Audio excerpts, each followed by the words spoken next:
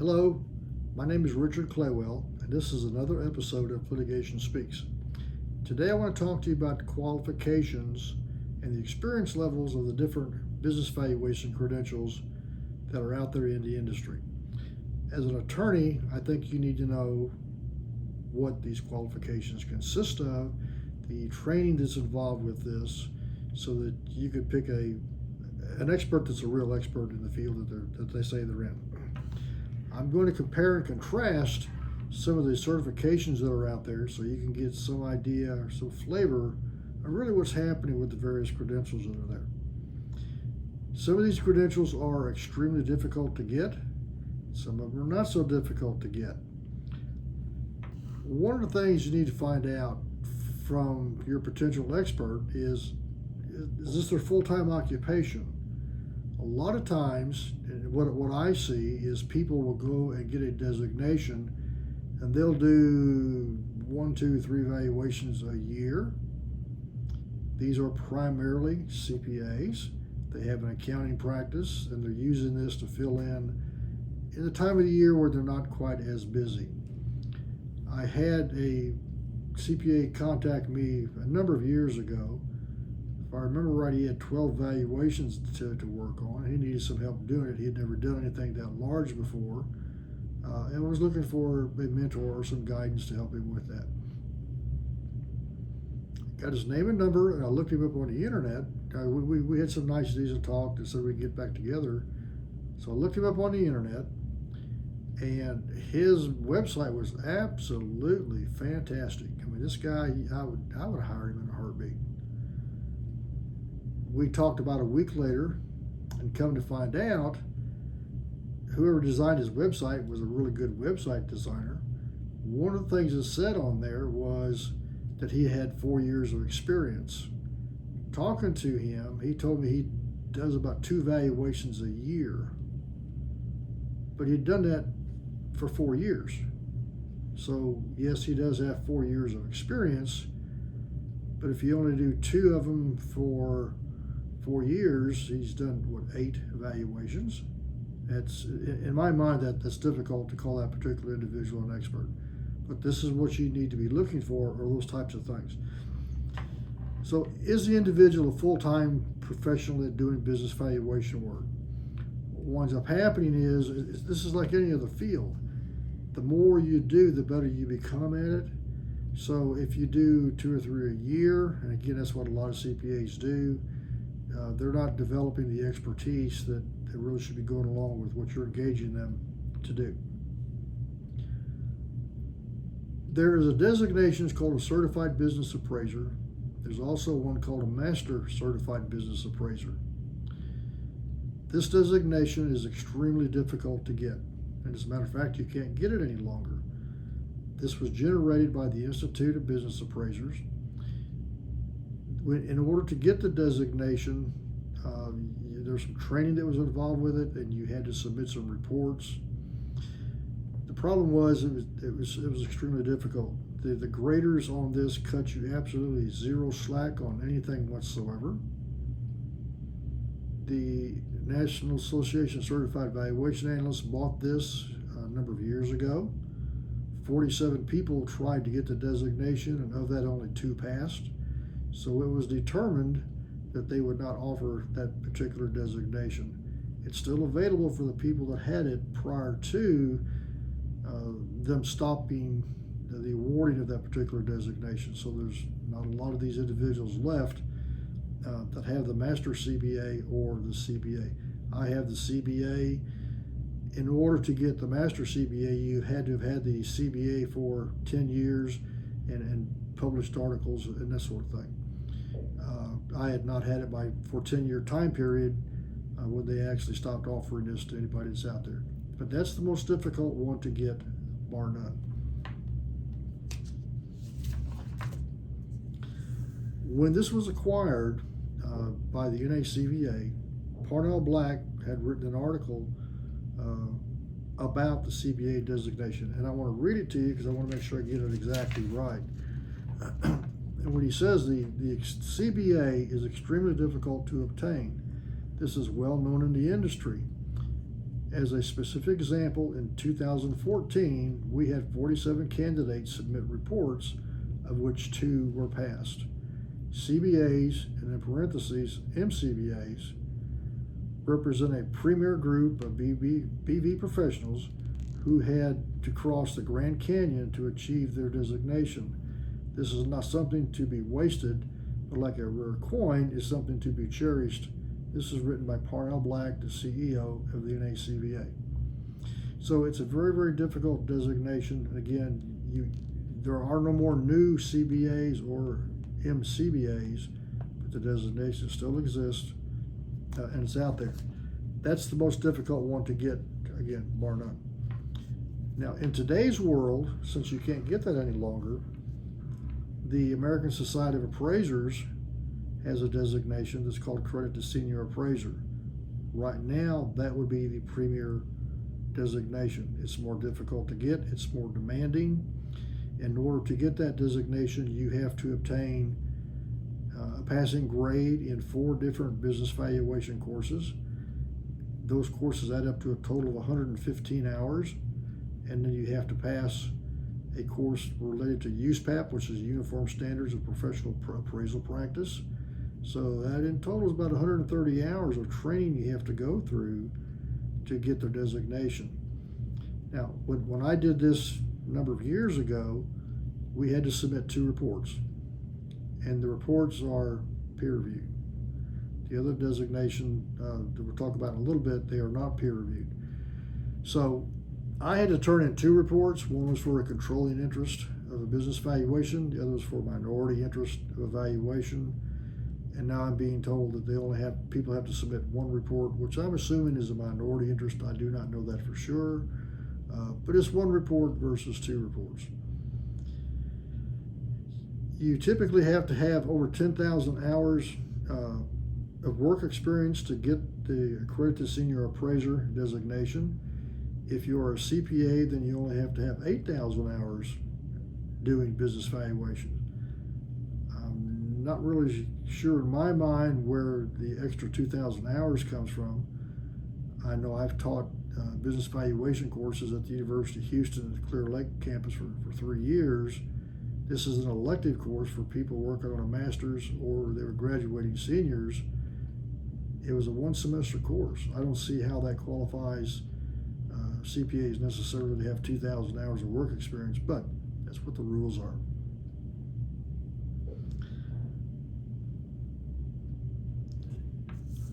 There are 2 other primary designations that deal with valuing closely held companies, and I say that as opposed to primarily valuing companies for the public market.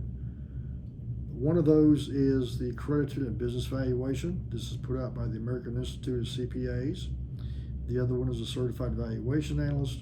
This is put out by the NACBA. The ABV requires that you have at least 75 hours of training versus 115 from the ASA.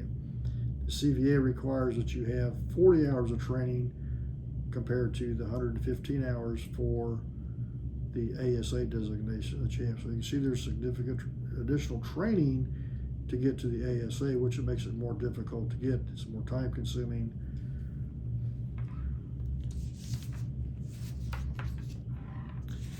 What I want to talk about now, those are the credentials that are out there, and you can see by the educational requirements and the reports that you have to put together, they're different, and the CBA was the most rigorous.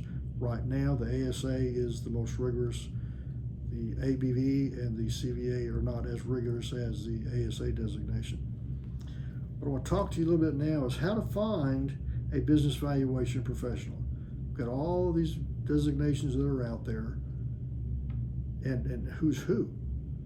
So I want to give you some questions to ask when you call a business valuation expert, try to find out whether that's the person you're really looking for. Keep in mind that the most rigorous designation, CBA, MCBA, the second is the ASA, Accredited Senior Appraiser, and then the ABV or the CVA designation. So you want to find out where they fit in that group. What designations do they have? Which ones have they demonstrated that they really understand what's going on with this? You should ask them what percentage of time of their work they spend doing business valuation. Again, this comes from a lot of CPAs that I know, that what they do is they will come out in the fall when they've got the majority of the work done. Now they've got to pay the bills, so they are looking for business valuation work. They may do a couple, 2 or 3, then they get busy with tax season again. Now they're not doing business valuations. They wait till the fall, then they're trying to solicit work again. So what percentage of time do they spend actually doing that? So that gets down to a kind of a sub-question, is what percentage of valuation work are they actually doing? Because they've got the accounting practices that they're doing, they got the valuation practices. So again, what percentage of work do they actually do in each of those areas?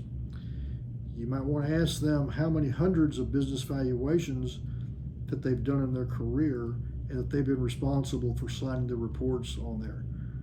I say that as the way the training goes in the real world is we hire people, we teach them how to do this, and for a period of time they will do bits and pieces of these. They have not completed one report yet, but they've done a little bit here, a little bit there. So the question becomes, how many reports have you been responsible for? How many hundreds of reports have you been responsible for? Or possibly how many thousands of reports have you been responsible for? About 2 years ago, I had somebody call me to help him with the report as a mentor, which is absolutely fine. I think he did the right thing. Excuse me. This was for a divorce. He had never done a valuation, period. He had the designation, but he'd never done any kind of engagement at all. And I walked him through that step by step, and we were on the phone constantly saying, well, here's what you should do with this. Here's what you should do with that. The report was issued. This was for a divorce, and the attorney never called him back to really follow up with having to give a deposition or anything else. I'm not sure where he would have survived a deposition or not. So you got to be cautious with that. You should ask the expert if they teach or have taught any courses in business valuation.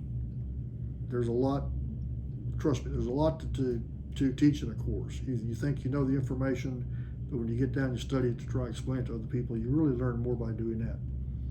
Have they actually prepared any of the courses that are going to be taught? When and where were the presentations made that they did? I know for me, I taught this class at the University of Houston. I followed a textbook, which was fairly easy, but throughout my career, I've had the opportunity to present a lot of different courses and classes in a lot of different places in Europe and in Asia. So find out, what have you taught? Did you design those courses, and where did you teach those courses at? And what topics were taught? Some of the topics that you relate to in business valuations are fairly simple. Some of the topics are more complex, and depends on the level of the people that you're teaching to. I know I was teaching a class one time, actually it was in Seattle, Washington, and we were going to talk about the discounted cash flow, and they had sent a group of people over from the Chinese Appraisal Society, got started on it, and I was told that this was an entry-level course for these people from China. And I had taught probably 10 or 15 minutes, and somebody in the class raised their hand and said that this is just way too basic. They wanted to know something a little bit more advanced. So my entire outline was gone at that point in time, but that was okay. I just remembered some of the cases that I'd worked on, and we got down into some really heavy-duty projections and discounted cash flow analysis, and that's what these people were looking for. So you just have to be cautious of what is being taught, and have they actually taught that. Have they published any articles related to business valuations, or have they authored or co-authored any books related to valuation? How much time do they study business valuations? Ask them for a list of the articles that they published. I know if you ask me for mine, I'll give you my CV. They're all included in there. You might ask how many hours of continuing education that we have in business valuation. as a CPA, I have to have at least 20 hours a year, 120 hours over 3 years. I typically, and my staff, get a minimum of 100 hours in business valuations, not other topics, in business valuations every year. So we're serious about it here, that we're going to get a significant amount of professional continuing education. This is the largest area of concentration of work that we do. We do valuation work, we do economic damages, and we do forensics and fraud, but the business valuation is the biggest part of what we do.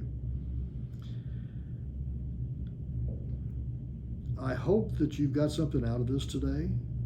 I think that attorneys need to know who it is that they're engaging in the work and not be misled by what's going on with a particular designation, i.e., am I really qualified to be doing this kind of work that's out there? And I would hope that if you watch this, if you enjoy it, you tell some of your associates. If you have any questions or comments, either give me a call or send me an email. If there's something that you would like for me to talk about, send me an email. Say, hey, would you be willing to address whatever? And actually, you don't realize this, but 2 or 3 of the presentations I've given have been from attorneys that have asked me a question on how to do a specific topic. And I've taken that and put that into a presentation for y'all. So I hope you enjoyed it. Let me know. See you next time. Thank you.